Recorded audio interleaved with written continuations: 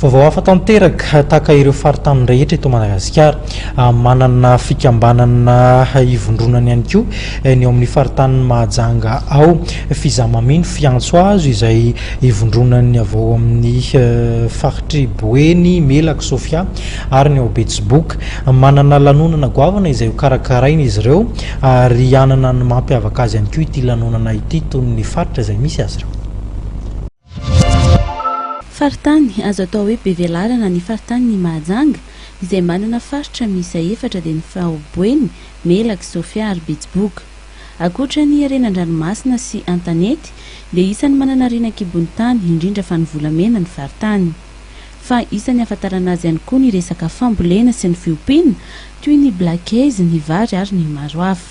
Ny faritsy Melaky malalaka ny tany, ny faritsy Boeny moa raha malala hitanareo tsara Betsiboka, ny lemaka Betsiboka, Marovay zany. Mandeha ny Sofitsika hitantsika tsara ny lemaka any Androna eny Bealanana.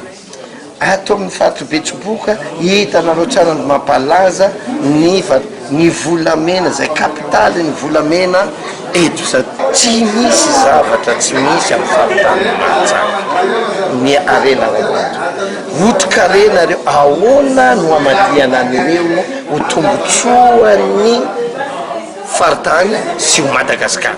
Nanao fanambarana mikasika ny toe-draharaha misy amin'izao fotoana izao ihany koa ny Fizamamy amin'ny maha-olom-pirenena azy ireo sy mikatsaka ny fampandrosoany.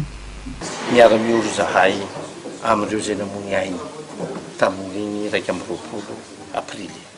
Faharoa, mirary fasitranana aingana ho an'ireo izay naratra na nitondra miakatra. Fahatelo, misaotra an'ireo ray aman-dreny ampanahy ny FFKM, ny androm-panjakana toy ny CFM na ny FFM amin'ny teny gasy mba amin'ny fandraisana andraikitra no toetra raha misy eto amin'ny tany sy ny firenena amory amin'ireo ankolafikely tsy mitovy hevitra. Ireo solombavambahoaka na zay mpiandany aminazy ireo sy ny fitondrana satria tsy misy tsy vita ny fifampiresahana.